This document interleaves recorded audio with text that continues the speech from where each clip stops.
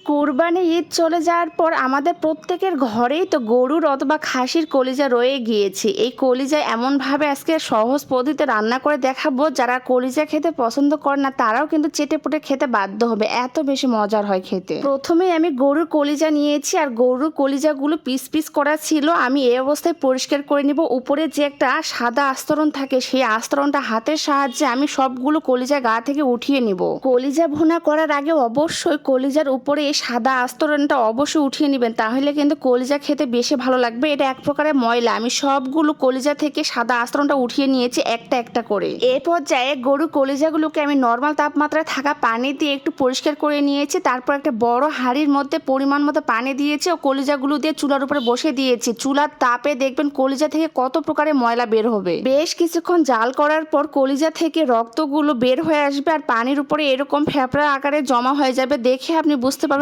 কলিজার মধ্যে এত প্রকারের ময়লা থাকে। এইভাবে পরিষ্কার করে কলিজা ভুনা করবেন, খেতে কিন্তু এত বেশি মজার হবে আর অনেক বেশি হেলদি। কলিজাগুলোকে আমি আবারও ঠান্ডা পানিতে ভালোভাবে পরিষ্কার করে নিয়েছি আর ছোট ছোট পিস করে নিয়েছি। আপনারা আপনাদের পছন্দ মতো ছোট অথবা বড় পিস করে নিতে পারেন, যে যেরকম খেতে পছন্দ করেন। তারপর আমি একটা বড় কড়াইয়ের মধ্যে কলিজাগুলোকে নিয়েছি। তারপর আমি শুকনো মরিচে রান্না করব। এখানে পরিমাণ মতো শুকনো মরিচ দিয়েছি আর গরম মশলা দিয়েছি। আপনারা যে যেরকম মশলা খেতে পছন্দ করেন সেই অনুযায়ী মশলার পরিমাণটা বাড়িয়ে বা কমিয়ে অ্যাড করে দিতে পারেন। কলিজার পরিমাণ অনুযায়ী এখানে আমি কাঁচা পেঁয়াজ দিয়েছি। পেঁয়াজটা আমি মোটা মোটা ফালি ফালি করে দিয়েছি, আপনারা চাইলে কুচিও করে দিতে পারেন। আমি আমার পছন্দ মতো এখানে রসুন দিয়েছি, রসুনটা আস্ত রেখেছি। এর পর্যায়ে অ্যাড করে দিলাম রান্নার হলুদ ও লবণ। লবণের পরিমাণটা বাড়িয়ে বা কমিয়ে অ্যাড করে দিবেন। আর আজকে রান্নাটা আমি সর্ষে তেলে করব, এই জন্য সর্ষে তেল দিয়েছি আমার পছন্দ মতো। আর আদা রসুন জিরা পেস্ট পরিমাণ মতো অ্যাড করে দিয়ে দিলাম। সবগুলো উপকরণ অ্যাড করা হয়ে গেলে আমি হাতের সাহায্যে কলিজাটাকে মিক্সড করে নিব সবগুলো মশলার সঙ্গে। ভালোভাবে মিক্সড করার পর এটা রেস্টে রেখে দিতে পারেন আধা ঘন্টার মতো।